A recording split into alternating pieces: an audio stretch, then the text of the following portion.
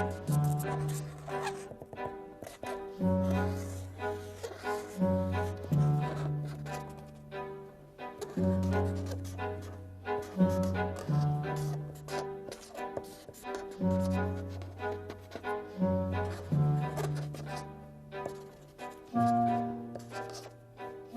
discovered Noam Chomsky by picking up a couple of DVDs at a video store in New York a few years ago.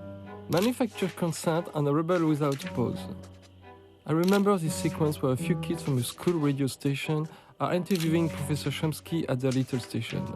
Noam was giving them his full attention, as he does to everyone who requests it. Film and video are both by their nature manipulative. The editor-director proposes an assembly of carefully selected segments that she has in mind. In other words, the context becomes more important than the content. And as a result, the voice that appears to come from the subject is actually coming from the filmmaker. That is why I find the process manipulative. The human brain forgets the cut, a faculty specifically human that I will learn Noam called psychic continuity. The brain absorbs a constructed continuity as a reality and consequently is convinced to witness a fair representation of the subject. On the other hand, animation that I decided to use for this film is clearly the interpretation of its author. If messages or even propaganda can be delivered, the audience is constantly reminded that they are not watching reality. So it's up to them to decide if they are convinced or not. Also, I have been looking for a project that would add up a long process to a hopefully coherent result. A way to focus my often shattered creativity, and maybe contribute to expose values I share. Of course, the egotistic side of me also felt empowered about the prospect of spending some time with the most important thinker alive, as is described in a paragraph which coincidentally ends by asking why Chomsky is an American hater. A misconception only possible if you consider that the same people who run a country also constitute it. But what the hell, Professor Chomsky is not getting any younger and I better hurry up. After all, I just did a film about my auntie for similar reasons. Not animated though. Then again, she's less controversial, or is she?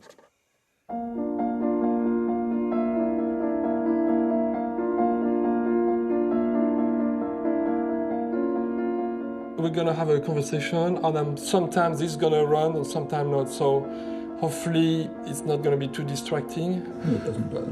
Okay, because it's a bit noisy. It's like that.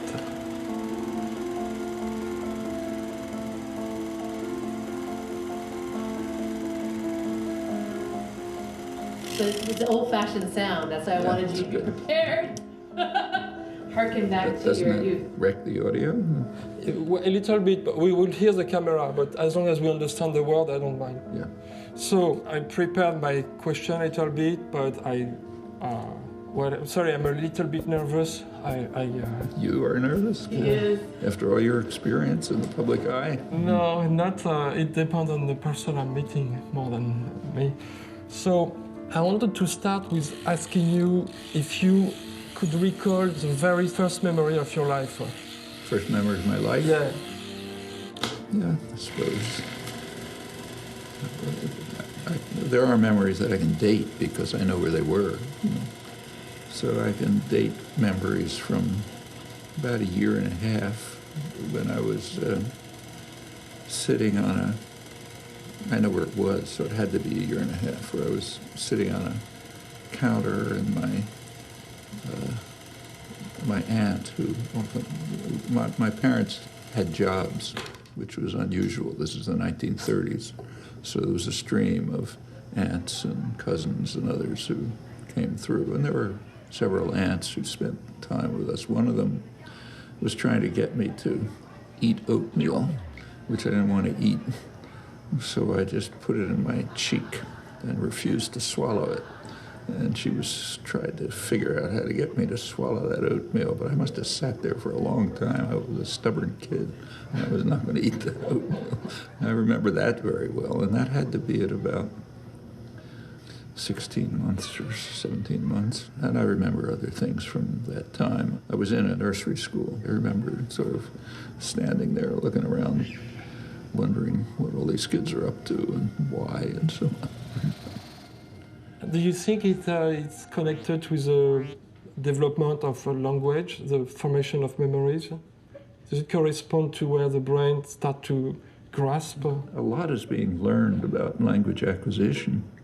The more intensively the topic is studied, the more sophisticated the research techniques, the more we learn that children know quite a lot of language, much more than you would expect, before they can exhibit any of that knowledge. Direct evidence about this, and there's also indirect evidence. So just to mention some of the indirect evidence, there is a technique of teaching language to the deaf-blind. Actually, my wife did a lot of the work on this. It's called the Dodoma method. It's with the hand.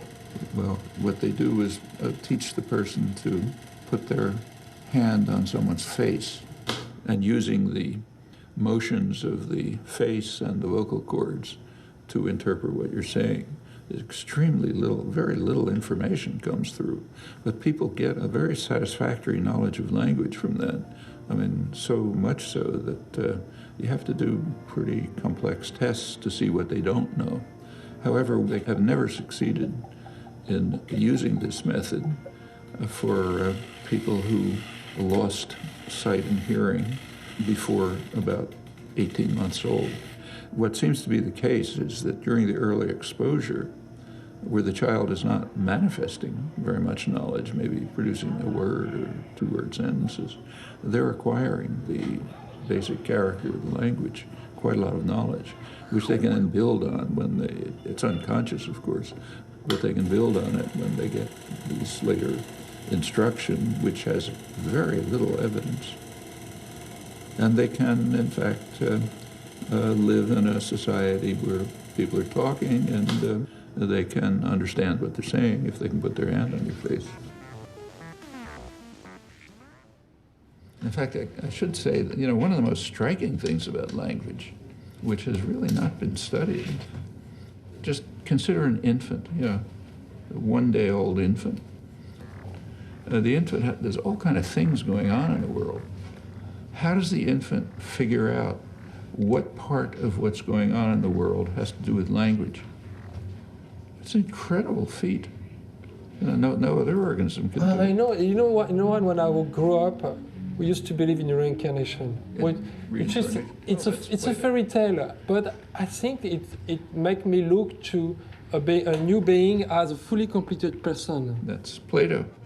That's Plato's theory of remembrance. He was puzzled by the question of how you know so much. And he said, well, you must remember it from an earlier life. You're as smart as Plato.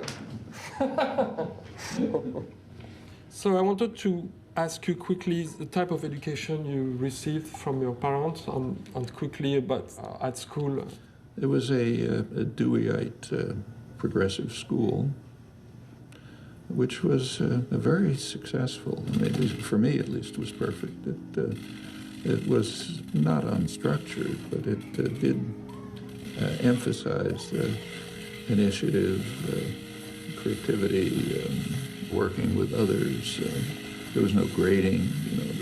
You were encouraged to pursue your own interests, but within a structure that was established. So you did learn the things you had to learn, but meanwhile pursuing your own interests and often working with others.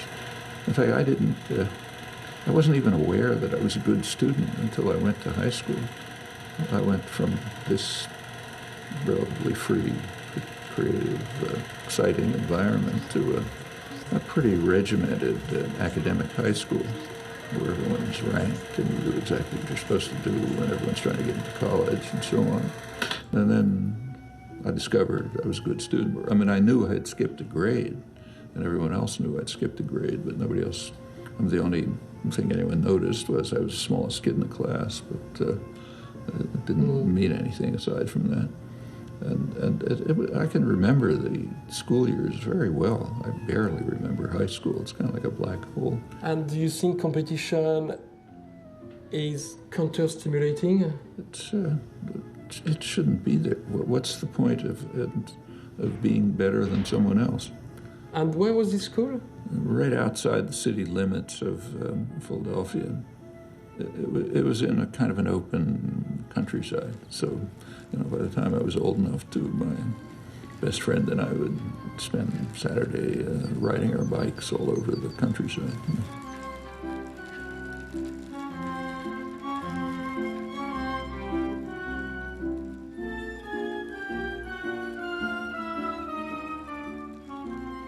Did you keep friends from this age or during your life?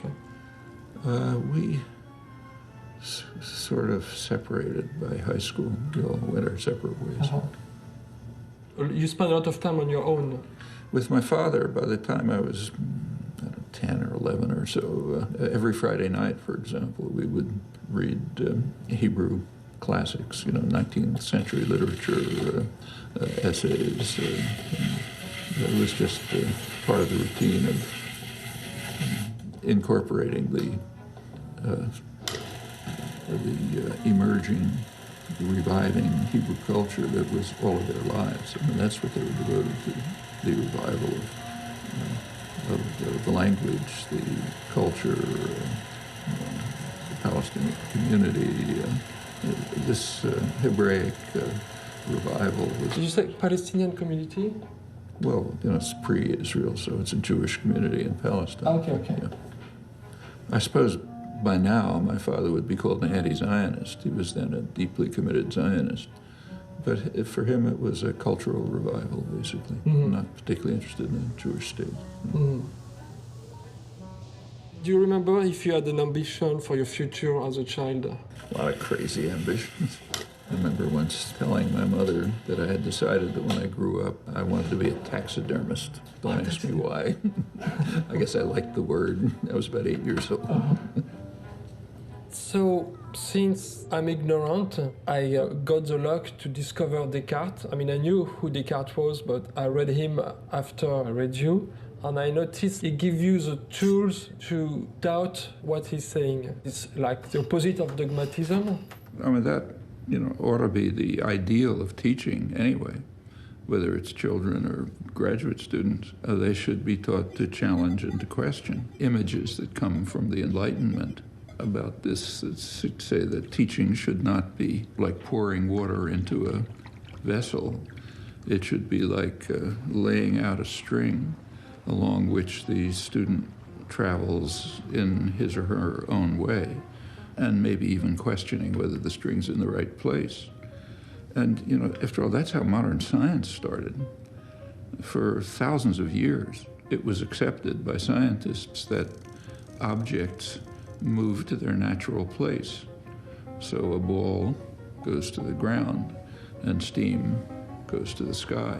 These things are kind of like common sense, and they were taken for granted for literally thousands of years from Aristotle. And it wasn't until Galileo and the modern scientific revolution that scientists decided to be puzzled by these obvious things. And as soon as you start to question things, you see nothing like that makes any sense. And every stage of science, or even just learning, serious learning, comes from asking, why do things work like that? Why not some other way? All right, you find that the world is a very puzzling place. And if you're willing to be puzzled, you can learn. If you're not willing to be puzzled and just copy down what you're told or behave the way you're taught, you just become a replica of someone else's mind.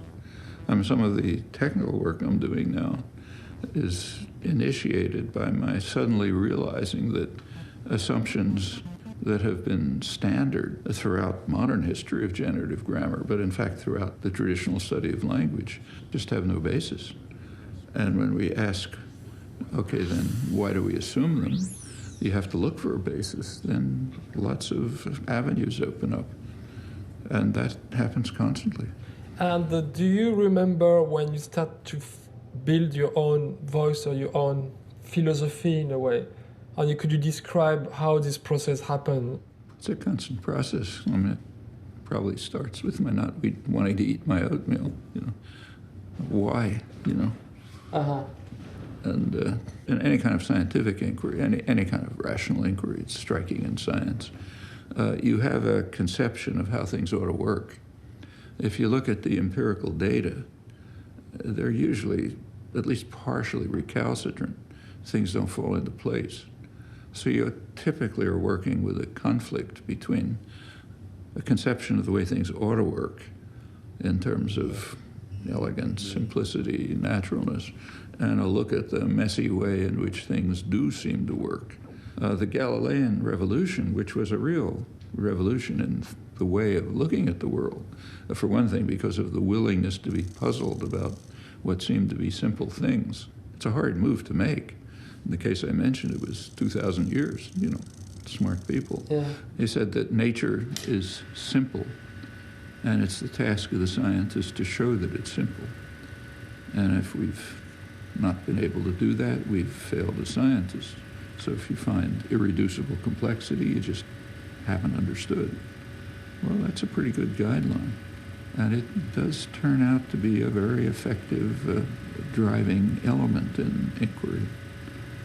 Because there's good reasons why I think it ought to turn out to be simple.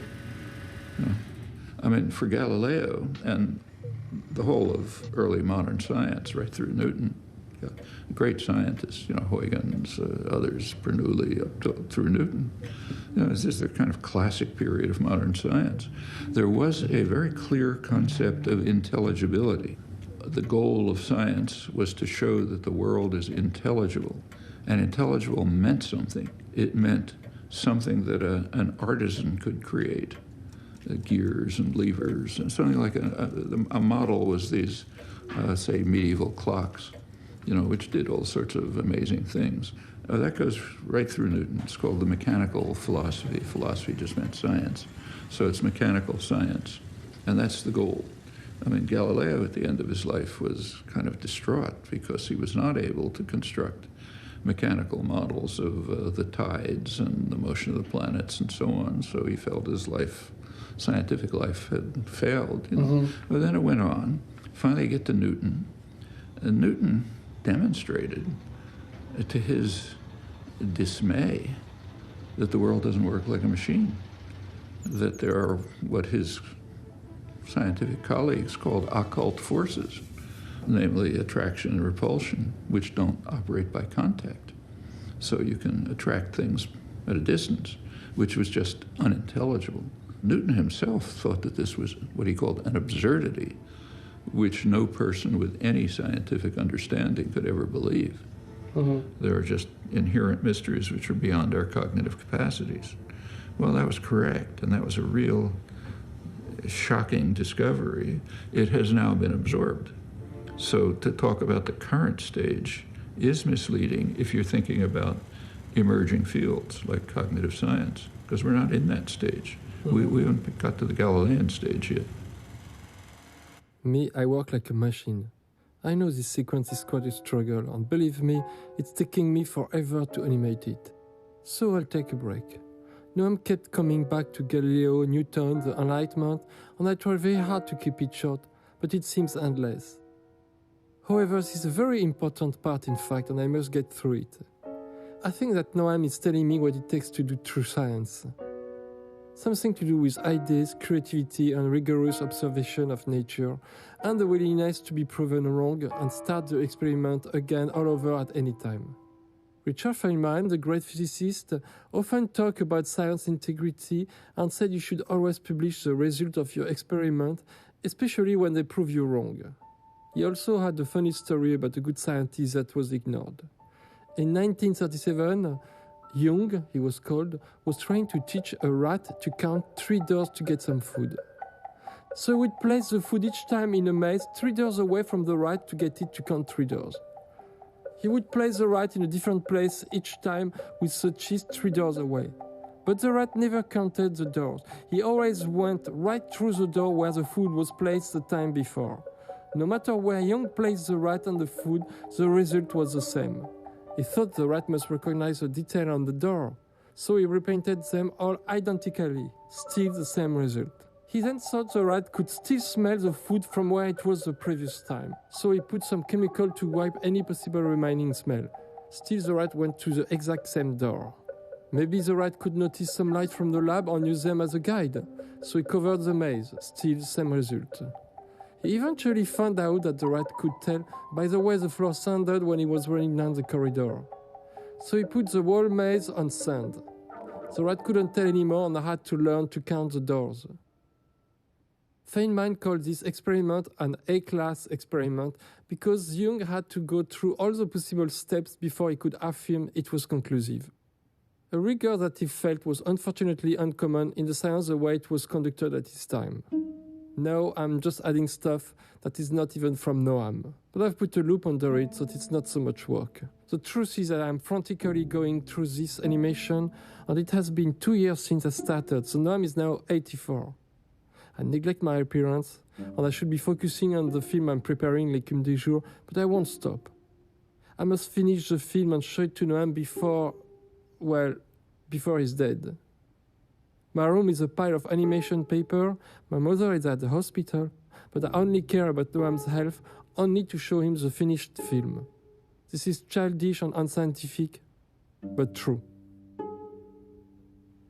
A few sessions we did before, we talked about evolution, and you're very skeptical, and I thought... I'm not skeptical about evolution.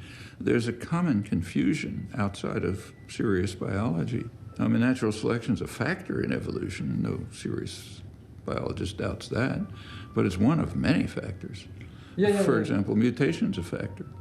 I mean, there are many other factors. For example, if you just take a look at our own genetic endowment, a lot of it comes from transposition. When you talk about the endowment, how do you say endowment? When you're born with what? Well, like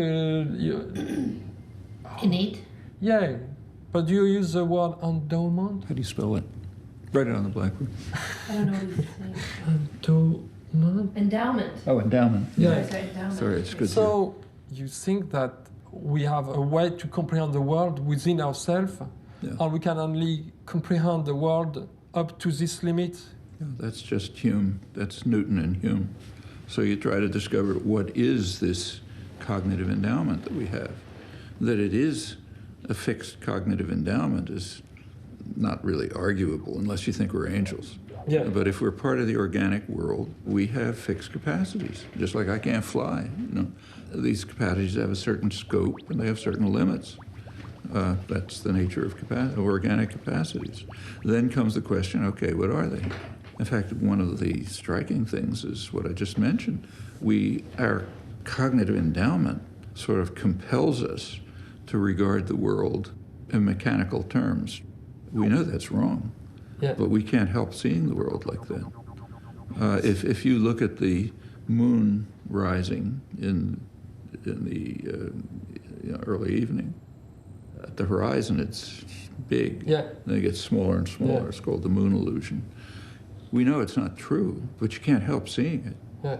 Well, I thought of it a lot, and I know it's one of the paradox, but I think our brain zoom. It's like if you see the world through a window which has a far distance, and you will see a bridge in the distance, and the window delimit your attention, then you would feel the bridge is much bigger than what it is. I mean, now you're trying to give an explanation, and there's been a lot of work on what the explanation is. But whatever, and it's not so trivial, but whatever the explanation is, we can't help seeing it, okay? We just see it, just like we can't help thinking that the world works by physical interaction, contact. Some other part of our brain tells us it's not true because of theories that have been developed that say it can't work like that. Yeah. But that can't change our perception and interpretation because that's just fixed. Okay, trying to visualize, or I guess it's not visualizable, but this endowment. So we see a tree and we understand it's a tree. Does it mean that our brain is equipped with a fixed capacity that tells us this is a tree? Here's another question where it's good to be puzzled. How do we identify something as a tree? It's not so simple. So for example, you plant a tree, say a willow tree, which is a good example. It grows. At some point you cut a branch off it and you put that branch in the ground. Suppose it grows and it becomes exactly identical to the original tree. I suppose the original tree is cut down. Is that new one the same willow tree? Why not? It's genetically identical. It has all the same properties, but we know it's not the same tree. Why not? I mean, and if you go further, it turns out our concept of tree or rock or person or anything is extremely intricate. And furthermore, see, here's what I think is just a classic error that runs right through philosophy and psychology and linguistics right up to the moment. That's the idea that words, say, meaning-bearing elements, like, say, tree or a person or John Smith or anything, pick out something in the extra-mental world, something that a physicist could identify. So that if I have a word, say, cow, it refers to something, and a scientist knowing nothing about my brain could figure out what counts as a cow. That's just not true. That's why you have classic books with names like Words and Object, Word and Object, Quine's major book, or Words and Things, Roger Brown's major book. That referentialist assumption is simply false about humans. I mean, it's true of animals. Like, as far as we know of animal communication, yeah, that's actually true. But for humans, it's simply untrue. And furthermore, every infant knows it. And that poses a huge evolutionary problem. Where'd that come from? It imposes an acquisition problem, a descriptive problem, an evolutionary problem. It's never been looked at because everyone assumes, well, there's just a relationship. That's like assuming things move to their natural place. We're never going to have a real understanding of semantics unless those illusions are thrown out. Well, something that always struck me since I was young is like you get a representation of the world by symbols first. Like logically, you would see a dog, and then you would see a drawing of a dog and make the connection. But in your life, you get exposed to a representation of a dog in a very actually simplified way. And then you go to or let's say you go outside and you see a real dog. Yeah, the trouble is that's not the way it works. Yeah, that's very commonsensical, just false. No, I'm not. I'm saying it's how it's exposed. It makes sense, and every work on philosophy or linguistics says exactly that. This just happens to be false, and furthermore, every infant knows it. Fairy stories are based on the fact that it's false. Like, take a fairy story that any child understands. No, I'm not saying the child believes it's a real dog. What I'm saying is that that's not the point. We do not identify dogs in terms of their physical characteristics. As you can see, I felt a bit stupid here. Let me explain. I think I couldn't get my point through Noam. Misuse of word and heavy accent aggravated my attempt. I was simply expressing that in life we first encounter image of certain things such as animals, then later we would see the real thing. For instance, I saw many pictures of a tiger before I saw a real one in a zoo. There is nothing to argue about that, but Noam kept saying it was false because of my use of the word representation. I'm pretty sure that he understood it as mental representation, as I was just talking of an image in a book. Nevertheless, it gave him the opportunity to deepen his argument, which is hard to understand, so I kept the whole thing, even though I looked stupid. Meanwhile, I decided to recycle some of my drawings since he was making the same point again. We do not identify dogs in terms of their physical characteristics. We identify dogs, for example, in terms of a property of psychic continuity. Like if a witch turns a dog into a camel, and then some fairy princess kisses the camel and turns back to a dog. It's been a dog all along, even when it looked like a camel. I mean, that's the basis of fairy tales. I was not saying that it's the way we understand it. Psychic continuity is not a physical property. It's a property that we impose on things. So therefore, there is no hope for finding a way of identifying the things that are related to symbols by looking at their physical properties. They're individuated, they're identified in terms of our mental constructions. So they're basically mental objects. And that means the whole referentialist concept has to be thrown out. And you have to look at the relation of language to the world in some different fashion. So, and do you think we constructed the world in mirroring this image we had in our mind? We do it, but we don't do it the way philosophers and linguists think we do it. We certainly do it. So, for example, sure, we see the world in terms of trees and dogs and rivers and so on. But then the question is, well, what are those concepts? Now, the standard assumption is those concepts are linked to physical, identifiable physical things in the extramental world.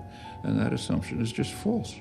And unless we rid ourselves of that assumption, we won't be able to understand the way thought and language relates to the world. But that's a topic that's just taboo in philosophy and psychology. So they're stuck. They're like mechanics pre-Galileo, where everything went to its natural place. Well, as long as you keep to that for thousands of years, you're never going to understand the mechanics of the world. That's why I think these are the kinds of reasons why it makes very good sense to think back to the earliest stages of the scientific revolution. Not Einstein, that's too sophisticated. Let's go to the earliest stages where people had that credible intellectual breakthrough, and they said, let's be puzzled about what seems obvious.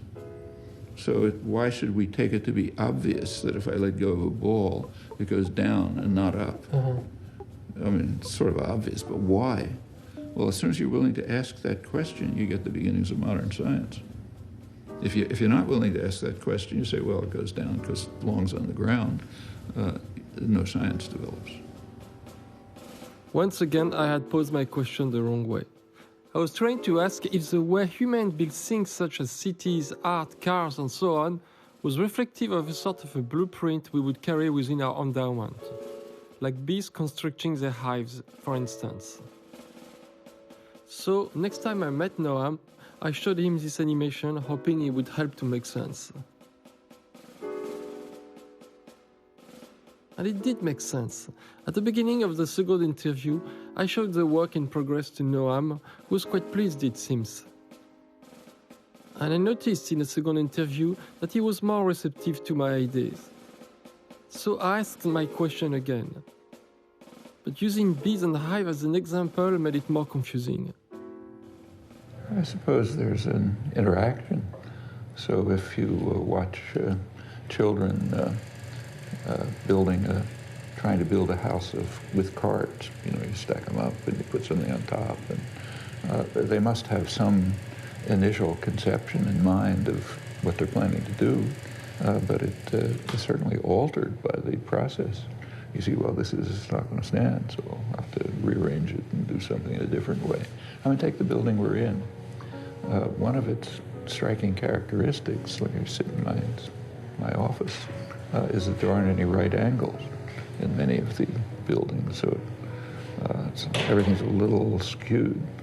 I don't know what was in Frank Gehry's mind, but one architect who came through working on looking at the structure of the building suggested to me that it has, in some respects, the character of a three-dimensional version of a Mondrian painting.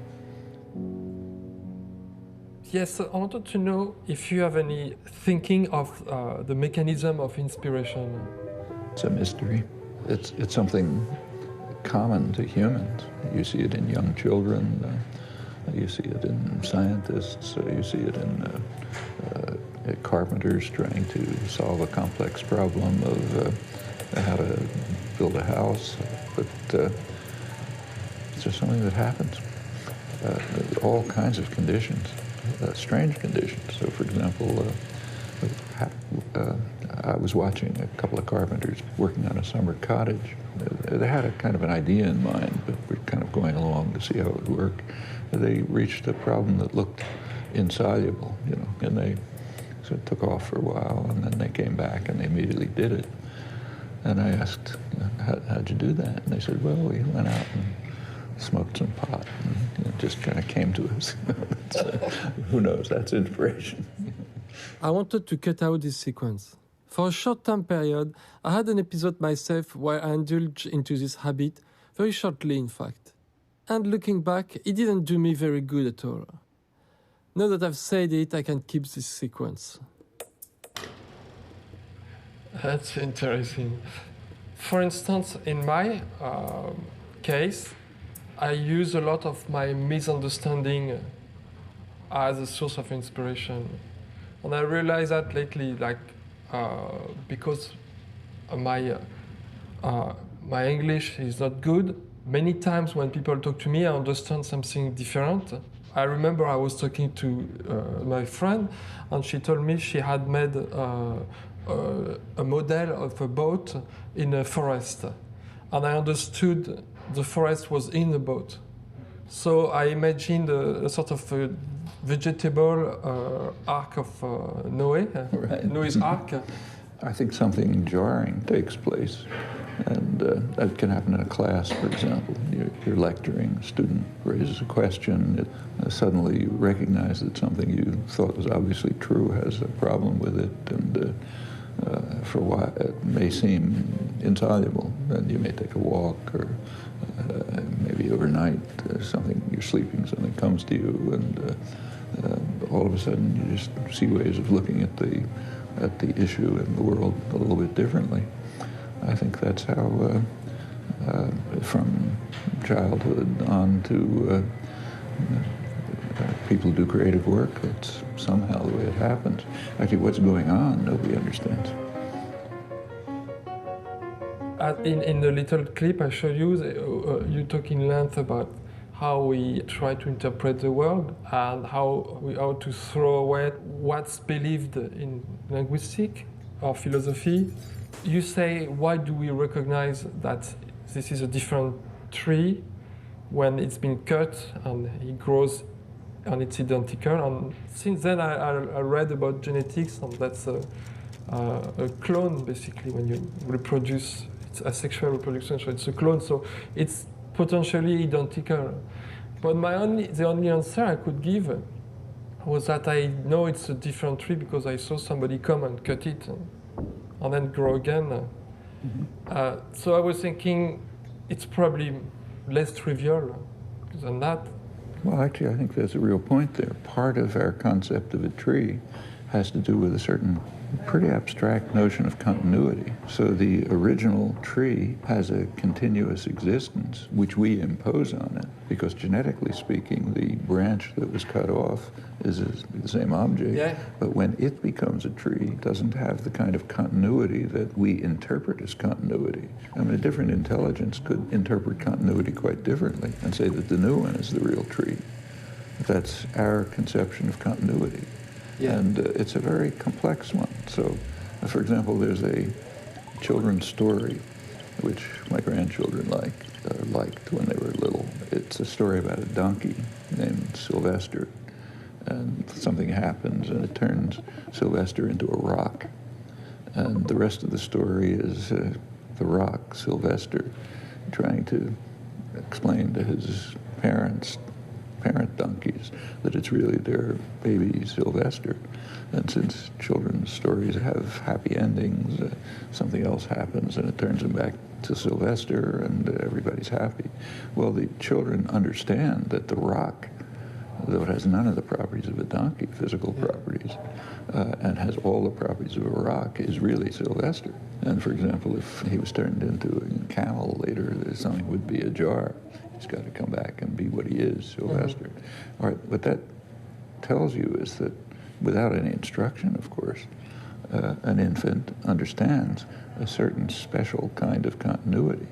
It's a very specific kind, much more abstract even in the case of the tree.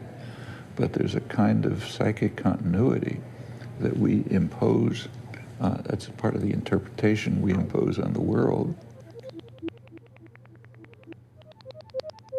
that identifies the objects that are around us, whether it's persons or rivers or rocks or trees or anything else. I think I have an example that maybe make me understand the concept. When I meet a friend that I didn't see for 20 years and his appearance is completely different, first I feel I'm meeting a different person. And then in the course of the conversation, and it's generally 20 minutes, 30 minutes, this person become my friend. And the old image of my friend, like his picture, become younger than he is. So I readjust, and I was wondering if this is a phenomenon that everybody perceive. All the time. I mean, we... But is this the same phenomenon that we apply to object? Yeah, same as with objects, like the tree or a river. Or let's say take the Charles River over there, the river going past the building. What makes it the Charles River? You can have substantial physical changes, and it would still be the Charles River. So, for example, you can reverse the direction, still be the Charles River. You can break it up into tributaries that end up somewhere else and would still be the Charles River. You can change the content. So maybe you build a manufacturing plant upstream and the content is mostly arsenic, let's say. Well, it's still the Charles River. Well, on the other hand, there are very small changes that you can make, in which case it won't be the Charles River at all. So suppose you put panels along the side so it goes in a straight path, and you start using it to ship freight up and down. It's not the river anymore, it's a canal. Oh, yes. And I suppose you make some minimal physical change, almost undetectable change, which hardens it. It's called a phase change, undetectable, but it makes it glass, basically. And you paint a line down the middle, and people start using it to commute to Boston. It's a highway, it's not a river. No, somehow we can go on and on like this. We understand all these things without instruction, without experience. They have to do with very complex notions of continuity of entities. A physicist cannot detect because they're not part of I mean, of course, the physical world is part of them, but it's only one part. A major part of how we identify anything in the world, no matter how elementary, is the mental conceptions that we impose on interpreting very fragmentary experience. And our experience is indeed very fragmentary. So visual experience is just, stimulations of the retina. But we impose an extremely rich interpretation of it, including things like, say, continuity. Actually, a lot of science fiction is based on this. So if somebody's in a spaceship and they get, I forget what the word is used, they transposed or something. Teleportation. Yes, teleportation. Yeah, okay. And they go somewhere else and they reappear. Well, I've watched my kids watching these things. They understand immediately that it's the same person who appeared over there, that there's no continuity. On the other hand, I ask them sometimes, well, suppose that he had this teleportation or whatever it's called, and he appears over there, and suppose he's still here. Which one is the person? At that point, you get confused. Yeah. You don't know, because our conceptions don't give an answer to that.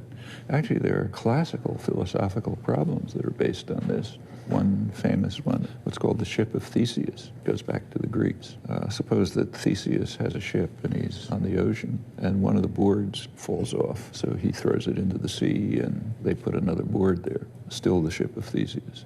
Well, suppose this keeps happening until every board has been replaced, still the ship of Theseus. Suppose someone on the shore has been collecting all these boards and reconstructs what in fact was the actual original ship. That's not the ship of Theseus. It's the one that Theseus is on, even though it's the other one that's physically identical to it. This one isn't. So there's no point trying to solve the philosophical problem. The problem is an epistemological one. It's something about the nature of our cognitive systems. So it appears that, as far as I've understood, non-human animals have a direct connection between the symbolic representations in their minds and identifiable physical events in the world. So you take a vervet monkey, which has alarm calls, and apparently those alarm calls are triggered automatically by a certain movement of leaves in a tree, which they give a predator call, and apparently it's reflexive. While I was doing these interviews, I was editing The Green Hornet. One day I walked into the edit room and I realized that some of the objects had a different kind of entity than the other, the one I had interacted with. It's like if they jumped to tell me the story we shared, the sofa. I was so tired after the shooting that I asked for something more comfortable to rest on. They treated me with a sofa. But I had to move the chair to the side to make room. The coffee table. I dragged it closer to the sofa so I could check my emails while watching the editing on a giant screen that was specially installed for me. And my editor, of course. But he's a person, so it's not surprising to have a relation with this. Do you remember the first exposition you had to science? Should I tell you an embarrassing experience, which I've felt guilty about all my life? Okay. In third grade, I decided I wanted to do a science project on astronomy. So the teacher said, fine. And I went. What I finally did was took the Encyclopedia Britannica and I copied out a section on astronomy and I handed it in, knowing that that's not the right way to do it. And there was no, the teacher could obviously tell, but there was no censure or anything. And that's what, I must have been third grade, so I was 8 years old, so that's about 75 years of guilt. I had the same experience than you at school, much later. The first essay I wrote, my best friend wrote it for me. And I got the best notation for the class, so I had to read it in front of everyone. And have you felt guilty all your life? Oh, it's horrible. Okay, but the funny part is I felt... partners. But the funny part is I got good grade after that. Yeah, like a lot of kids. I had a chemistry set down in the basement and producing horrible smells that drove my parents crazy, and they were hoping I wouldn't blow the place up and that sort of thing. Electrical circuits, chemistry, things like that. With one from my closest friend since nursery school, right through high school, was we would go every Saturday afternoon. By the time we got old enough to take the subway, 10, 11, we'd go to the Franklin Institute. That's a science institute in downtown Philadelphia, which had lectures, exhibits, and we'd spend most of the afternoon either in the Franklin Institute or the Museum of Natural History, which was right next door. That was our Saturday afternoon. Noam spent also hours at the library devouring 19th century French and Russian literature. I had just finished reading Fathers and Sons by Ivan Turgenev, and I pointed out to Noam that constant feeling of generalized deterioration of the world that each generation blames the next one for. When I was young, life was better. Things were much simpler, blah, blah, blah, blah, blah, blah. I was wondering if there were a biological explanation for this phenomenon. When I was young, life was better. Things were much simpler, blah, blah, blah, blah. But Noam took the conversation to a different place. Could well be a property of urban industrialized societies. I'm not sure it's true of peasant societies. A farming society where you learn the skills and you apply the skills and you transmit them to your children and so on. For example, one thing that has been discovered surprised a lot of anthropologists and agricultural scientists is that when there have been development programs in which, say Liberia, there happened to be one, where scientific agriculture was introduced. Peasants were taught the most sophisticated techniques of agriculture and so on. And they determined that yield dropped. And when it was investigated, What, yield drop? Yield, the production, what was produced. Yeah. So they were producing less with scientific agriculture than with traditional peasant agriculture. At first nobody knew why, but when it was investigated, it turned out that agriculture had in fact become a science known only to women. So women had extensive, detailed lore about planting.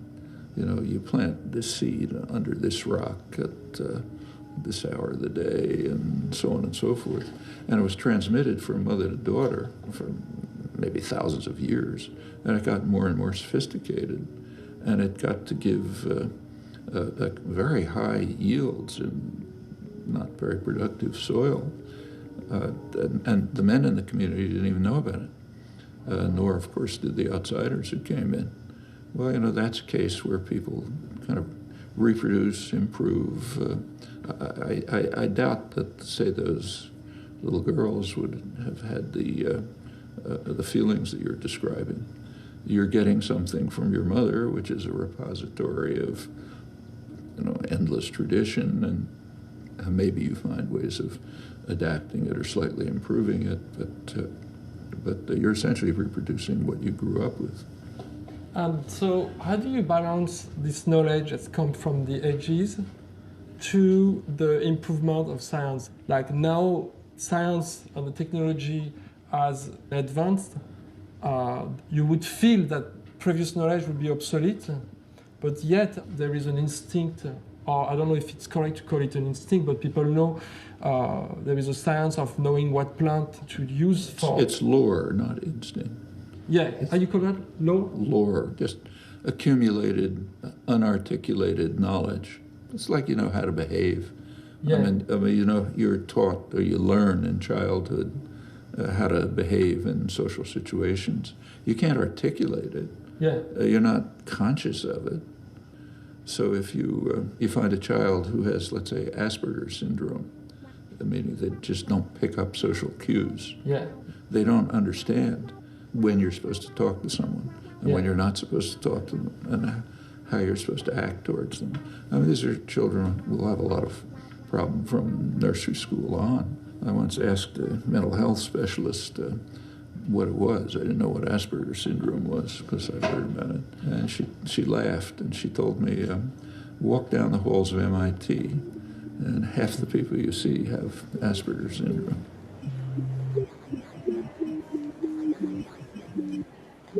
How do you deal with somebody come to you and talk about astrology?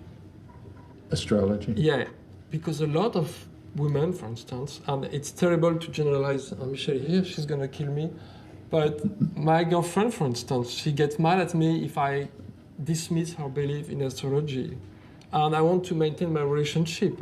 I don't dismiss the person's interest in it. Uh-huh. And people have all sorts of irrational beliefs, me too, I may think they're irrational, but to them they're meaningful. And after all, some pretty smart people were interested in astrology, like Isaac Newton, for example. Uh-huh. So it's not imbecility. I mean, humans have a kind of like an automatic, in this case, instinctive drive to find causal relations, to explain things that are happening in terms of causes. When you can't see the causes, you postulate hidden causes. I mean, infants do this. You do experiments with infants in which something is moving along and then something starts moving this way. They'll make up in their minds that there's some hidden contact there that you can't see. Oh, yeah, And we just do this instinctively. I mean, if things are happening around us, we try to find some agent behind it. Yeah. Often an agent, like an active intelligence that's doing it, sometimes something mechanical. So it pretty naturally leads to beliefs like astrology, especially because you find, life is full of coincidences. So you try to make a connection between the coincidences and you find a pattern of the stars, or it's a full moon, so this is going to happen, and so on and so forth. Because I notice in what you're saying, and you're not a believer.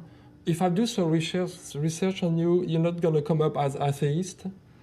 And I think because the religion is a relief for a lot of people, and you don't want to hurt that. Correct? Well, I think one or another kind of religious belief it's a real cultural universal.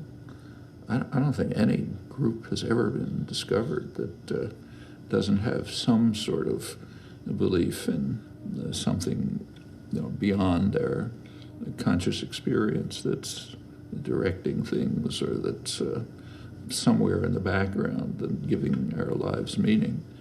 I mean, they may not believe in a divinity, but some sort of a spirit in the world that we can't grasp that's making sense of things, that's giving meaning to life. Throughout history and throughout every society we know, people are just not satisfied to think, look, I go from dust to dust and there's no meaning to my life. Well, what's your personal feeling on that? I think you go from dust to dust and there's no meaning in your life.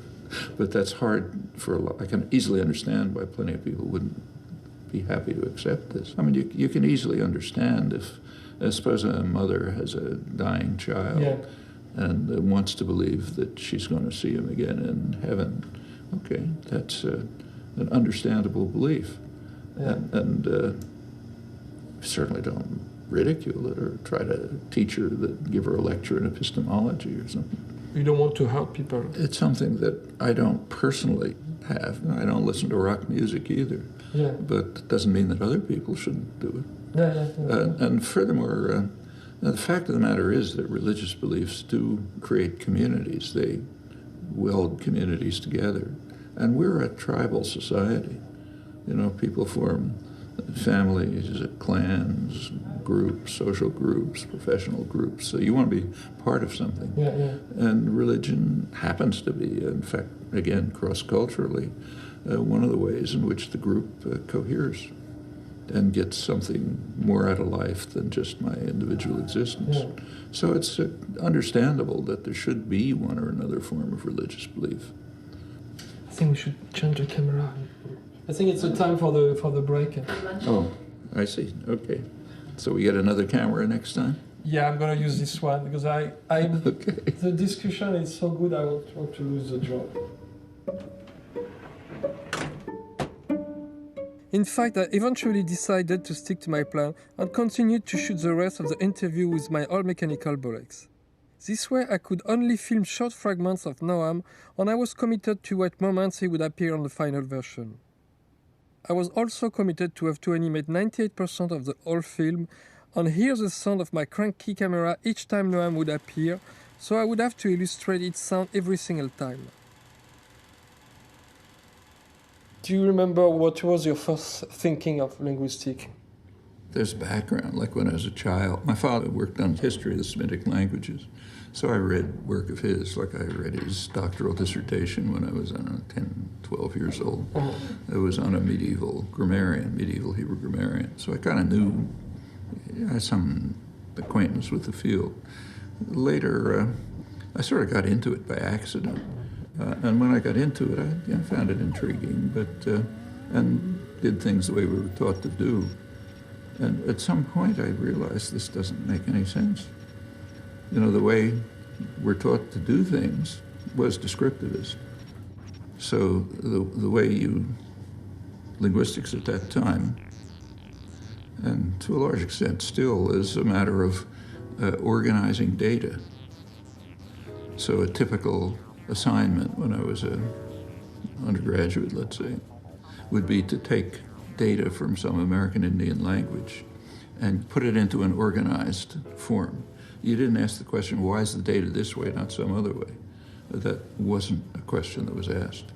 In fact, I remember dramatically the first talk I gave when I was a graduate student, invited to a major university to give a talk on work that I was doing, the normal thing. The leading figure in the department, one of the famous linguists, met me at the airport, and we drove to the college, and on the way we talked, and I asked him what he was working on, and he said he's not doing any work now. What he's doing is just collecting data and storing it. And he had a good reason, which is implicit in the linguistics of that day in Europe and the United States. Computers were coming along. So pretty soon you'd be able to analyze huge masses of data. It was assumed that the methods of analysis that had been reached in the structuralist traditions, that they were the right way to understand everything about language. Well, if you sharpened up those procedures, you could program them for a computer, then you feed the data in, and you're done. How old were you when? That was 1953. Okay. So, I kind of half believed it because that's the way I was trained.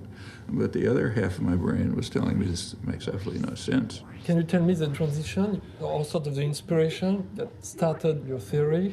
Well, it was pretty straightforward. When I was an undergraduate, I had to get an honors thesis you do a piece of work that's your honors thesis. And the faculty member who I was working with, very famous, very significant person, very influential, rightly, he suggested to me that I do a structural analysis of modern Hebrew. Well, I knew some Hebrew, so it made sense. And I did what we were supposed to do. What you're supposed to do is get an informant and then carry out fieldwork procedures. So there's a set of routines you go through to take the data from the informant, find the phonology, find the morphology, a few comments about syntactic structure, comments about the semantics, and that's your thesis. So I started going through the routine with him. And after about a month, I realized this is totally ridiculous. I mean, I know the answers to these questions. Why am I asking him? And the questions that I don't know the answers to, like the phonetics, I don't care about. But the parts that I care about, I already basically know the answers. So what do I care? Why do I have to get it from him? So I stopped the informant work, and I just started doing what seemed like the obvious thing to do, write a generative grammar. And that's what I did. But it was kind of a hobby. I don't think anyone even looked at it. In fact, it finally was published about 30 years later, I think. Can you tell me, like in simple way, like this first approach of generative grammar? It's almost a truism. I mean, if you think about what a language is, say what you and I know, we have somehow in our heads a procedure for constructing an infinite array of structured expressions, each of which is assigned a sound and assigned a semantic interpretation. That's like a truism. Furthermore, these structured expressions have the property of what's called digital infinity. They're like the numbers, the natural numbers. There's 5 and 6, but nothing in between. That's not natural numbers anymore. And the same with language. There's a 5-word sentence, a 6-word sentence. There's no 5.5-word sentence. They're very much unlike, say, the communication system of bees or any other system we know. Now, that's very rare in the natural world, digital infinity. And by that time, say late 40s, the mathematics of it were well understood. The theory of computation had been developed, theory of recursive functions. So these were familiar concepts within contemporary mathematics. And, I studied them when I studied advanced logic and mathematics. And it just sort of fell together. You have this system of digital infinity. It's a procedure of some sort that generates an infinity of structured expressions. That's a generative grammar, in fact. That's all it is. Mm-hmm. So that ought to be the core of the study. And then comes the question, well, okay, what is it? Then you run into the problem I mentioned before. As soon as you try to do it, you find that in order to deal with the data available, it has to be extremely complex and intricate. But that doesn't make any sense either, because every child masters it in no time. So somehow it can't be rich and complex. And then comes the field. The field is to try to show that what appears to be rich and complex is at the core just very simple. Actually, there's, when you think about it, as we started to do from the 50s, there's an evolutionary basis for this, too. Language is a very curious phenomenon. I mean, one question we ought to be puzzled with, 2 questions, is why are there any languages at all? And another one is, why are there so many? If you go back, say, 50,000 years, both of those questions were answered, because that's when our ancestors left Africa, and there's been no relevant cognitive change since. So children everywhere in the world have the same capacity for language acquisition. So the questions were finished by about 50,000 years ago. And if you go back very shortly before that, like maybe 100,000 years ago, the questions were answered because there weren't any languages. From an evolutionary point of view, that's the flick of an eye. How do you have this record? Because obviously it's a fossil. That comes from paleoanthropology. The tools they make. We know the fossil record. We know the record of creation of artifacts and so on. And it's pretty well recognized that there was a sudden explosion, sometimes called the Great Leap Forward, roughly in that period, maybe 75,000 years ago. You can argue tens of thousands of years, it doesn't matter much. From an evolutionary point of view, it's an instant.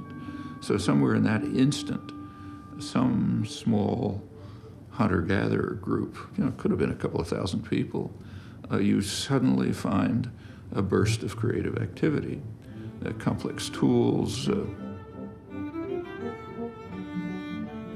recording natural phenomena, more complex family structures, symbolic representation, art and so on. From an evolutionary point of view, it's an instant. Now, it's generally assumed that, and it's hard to think of an alternative, that instant must be the time when language suddenly appeared, because language is required for all these things. Before, there could have been primitive communication systems like every animal has, but human language, with the property I just mentioned, the capacity for thought, constructing in your head. When you walk around, you're talking to yourself. Yeah. You can't stop. It takes a real act of will not to talk to yourself. And what you're doing is thinking, basically, recollecting, or whatever it is. But you're making use constantly of this capacity to construct an unbounded array of structured expressions which have a meaning and a sound. That's the core of our ability to create, to invent, plan, interpret, and so on. Well, that must have happened right about that time. But if it happens suddenly, it has to be simple. There's no time. In evolutionary time, that's nothing, remember? Yeah. Which means that some small thing must have happened, some small mutation probably in one, and a mutation is in one person, it's not in a group, suddenly gave that person the capacity to this capacity. Well, that person was unique in the animal world. It could plan, it could think, it could interpret, and so on. But if that happened, and there's no pressures on that system, no selection or other pressures, it just appeared. Well, if it just appeared, it's going to be perfect. It's going to be like a snowflake. It just follows from natural law. That's what appears. Like a snowflake is what it is. It doesn't evolve. That capacity would have been, in fact, transmitted to offspring partially. And after some time, maybe a couple of generations, this capacity might have dispersed through the group. And at that point, there becomes a reason to externalize it, to find a way to take what's going on in your head and turn it into sound or gesture or something. Well, but does this capacity give an advantage to this person or this group of people? It does give an advantage to the person, because like if you have the capacity to plan and interpret and so on, you have advantages over others. It's not such a trivial matter for advantageous traits to proliferate. They often just die off. So for all we know, this might have happened many times in the preceding couple 100,000 years. But once it took, we know that it took because we're here, So at one point this took, a number of people had it. Some point you start getting externalization, and then you can get communication. But what that means is that contrary to thousands of years of speculation and what's almost universally assumed now, communication couldn't have been a significant factor in evolution. It's a secondary process.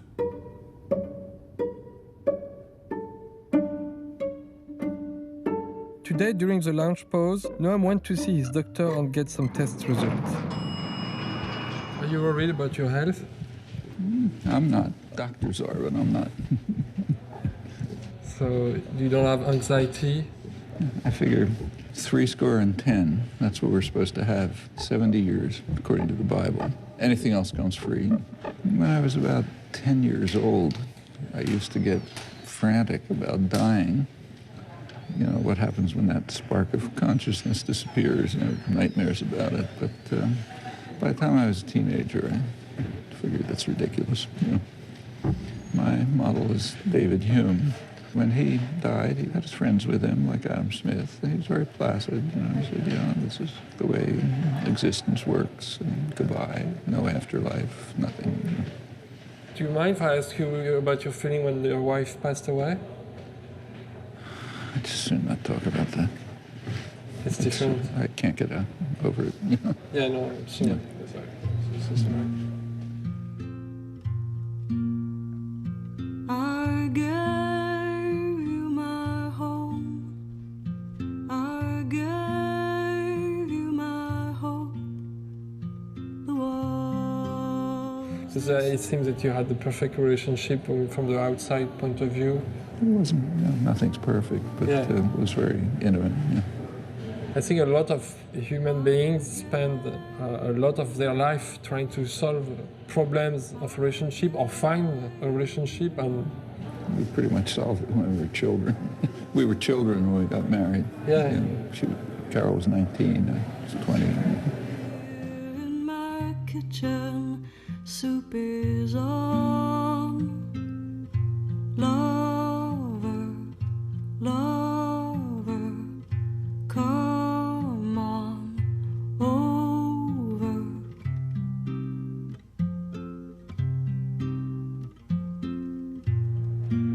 do you think it helped you in your work? It's hard to say. I mean, Carol was kind of a social butterfly. You know, she was, as a teenager, you know, doing all kind of parties, dating, this and that. I was very solitary. But, and for a couple of years, we more or less lived her style of life. But, you know, I'd sit in a corner at the parties. But after a while, we just drifted into a very private life. You know, saw a couple friends. I mean, we weren't hermits, like children, grandchildren, friends, and so on.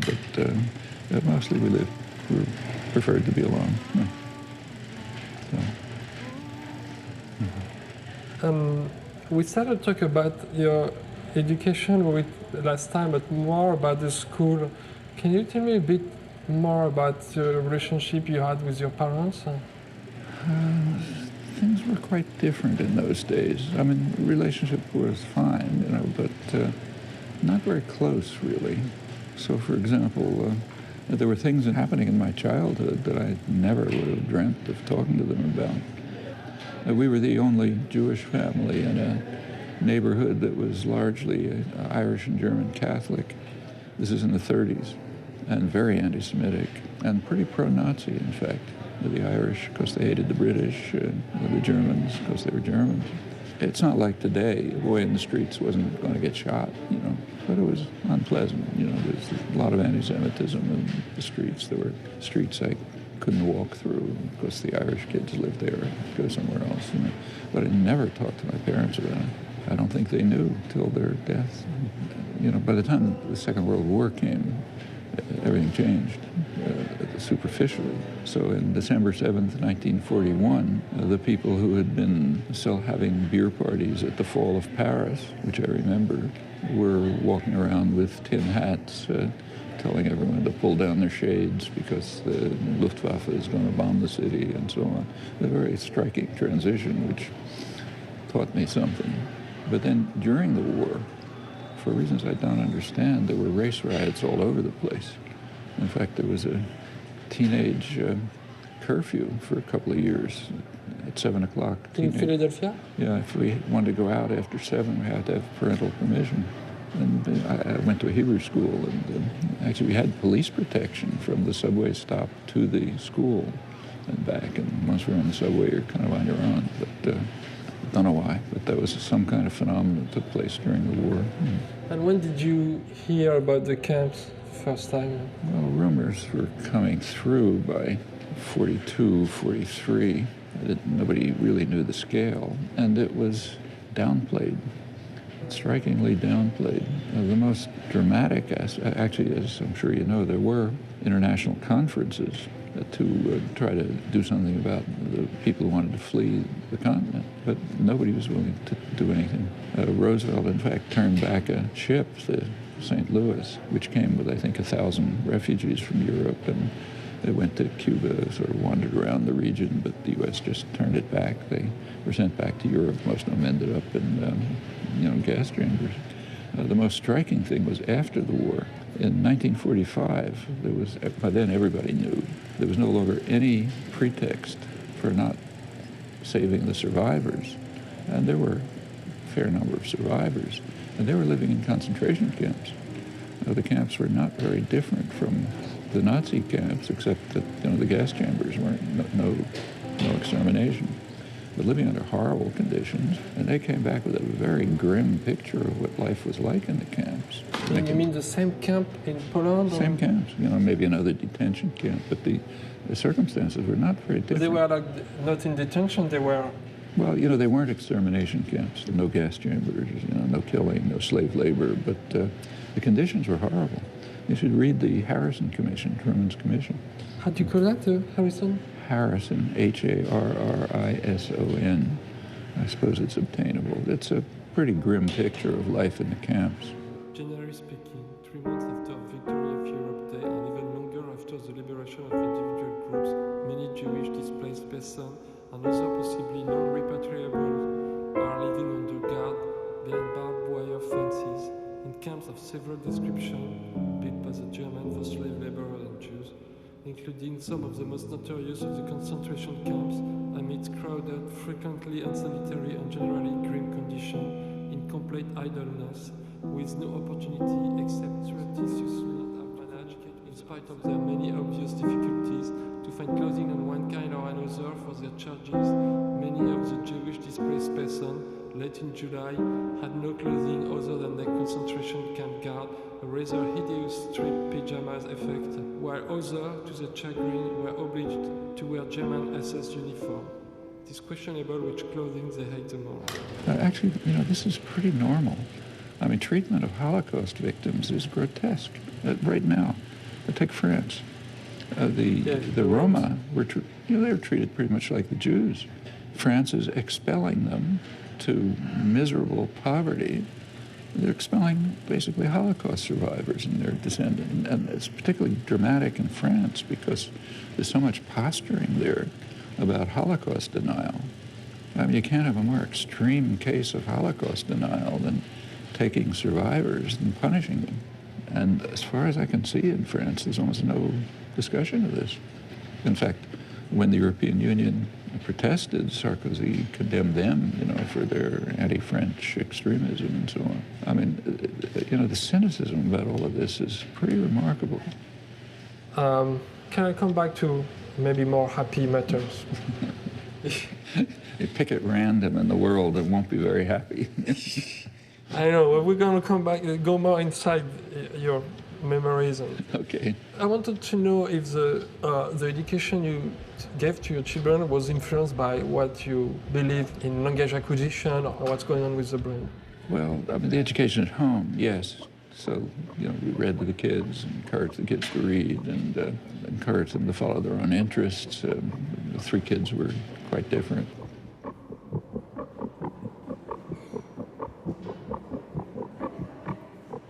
My son, from a very early age, was mostly interested in science and mathematics. So, by the time he was 10 years old, we were reading together popular books on relativity theory and things like that.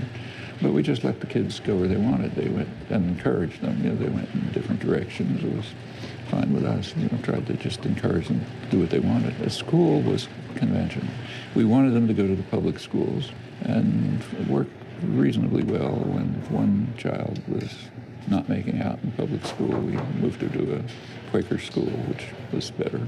They essentially picked their own paths. As soon as they left home, they went off to become political activists.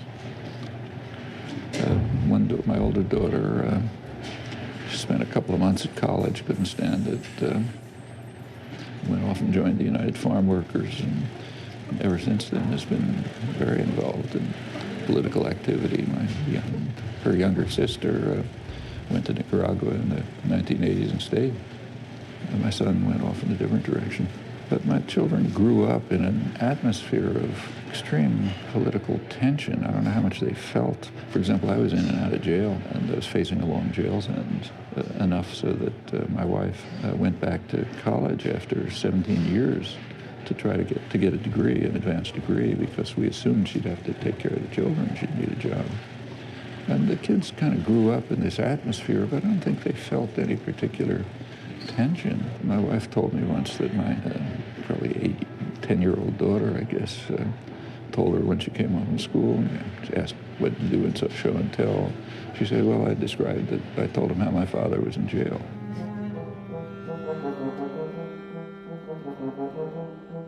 What makes you happy?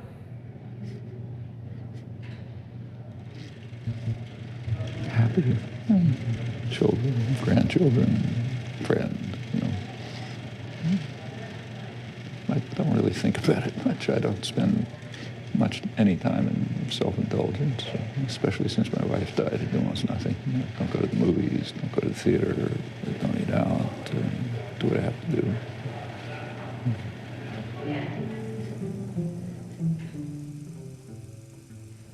But, I mean, there are a lot of things that are very gratifying. So, for example, especially seeing victims. Like, I just came back from Turkey, where I've been there several times. This always issues related to the repression of the Kurds. Actually, I was there the first time I was there was to take part in a trial and be a co-defendant. But this time was for a conference on repression and freedom of expression. You see people who are really dedicated, courageous, struggling all the time, standing up against repression. It's quite inspiring. A couple of months before that, I was in southern Colombia. Colombia has the worst human rights record in the hemisphere, and of course the most U.S. military aid in the hemisphere. They correlate. And at these places, I was visiting quite remote, endangered villages, and the people are just inspiring. Actually, it was a very moving experience. Personally, I was there in part because they were dedicating a forest to the memory of my wife. And it's the kind of compassion and kindness that you just don't see in the world we live in. And it was just kind of natural, no pretentiousness about ceremony. And you see things like that all over the world here, too. Mm-hmm. Not much in the circles in which we live, you know, elite intellectual circles, but elsewhere. Much more abstract, even in the case of the tree. There was a sudden explosion. The answers to, like, the phonetics, I don't care about. My father worked on history of the Semitic language. During the early exposure with the child, we learned that children know quite a lot. It's a story about a dog, Sylvester.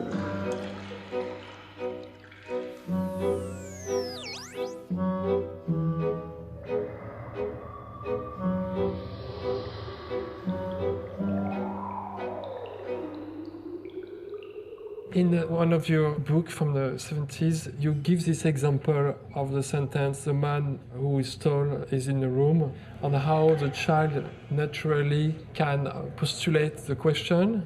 And I was wondering if you could explain just quickly, because I could do a very nice animation from that. This is a simple question, and it's interesting that it never bothered anyone. It's a little bit like for 2,000 years, scientists were satisfied with simple explanation for an obvious fact. If you take an apple and you detach it from a tree, it's going to go down. If you take steam, it's going to go up. Yeah. So 2,000 years, the answer was, well, they're going to their natural place. End of discussion. As soon as people started getting puzzled about that, like Galileo and Newton, then you have modern science. This is the same. Take the sentence that you gave me, the man who is tall is happy, or whatever it is. If you want to form a question from that, you take the word is and you put it in the front. So is the man who is tall happy? Right? That's the question. You don't take the first occurrence of is. You don't take the closest one to the front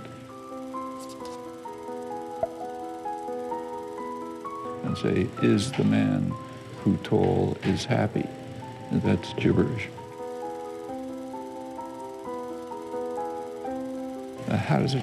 Why? Why doesn't the child do the simple thing? Take the first occurrence of is and put it in the front. That's computationally, that's much easier than finding the main occurrence, which requires knowing the phrases and so on. But it's an inconceivable error. No child has ever made that error. And it's the same in all, minor variations. The same principle holds in all languages. So why? Well, you know, there's some interesting explanations for why, but this is a good example of the brute force approach. In computational cognitive science, where they, as a matter of principle, want to believe that the mind is essentially empty. The man who is tall is happy. The man who is tall is happy. The man who is tall is happy. Then Noam took my pen and wrote the following sentence. Look, there are serious questions about it, like take the man who is tall is happy. This is a predicate. This is the subject, okay? And this is sort of the main element, you know, that's the main element of the whole sentence. And that's the one that structurally is closest to the middle, to the beginning. This one is more remote from the beginning structurally because you have to work through this whole business, okay? So structurally speaking, this is the closest to the front. Linearly, this is the closest to the front. Yeah. Now the question is, why do you use structural proximity and not linear proximity? And it's not just this case, it's everything, every language, every construction. Is that the evidence of the generative grammar? Well, that's the data. And there is a principle. I mean, the principle is keep to minimal structural distance. Okay, now where does that come from? This part is probably just a law of nature.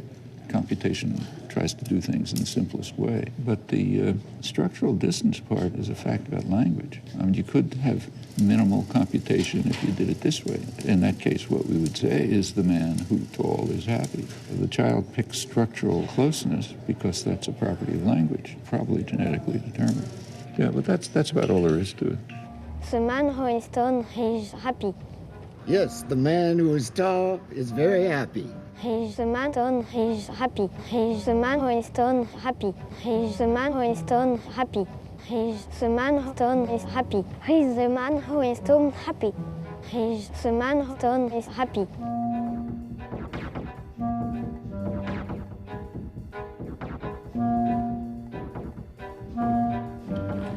Okay. I guess we've been... Okay. Yeah, I gotta rush him over. He's gonna miss the thing. Good to see you again. Yeah? I'm glad you're doing well. We gotta get you out of here. Your bag.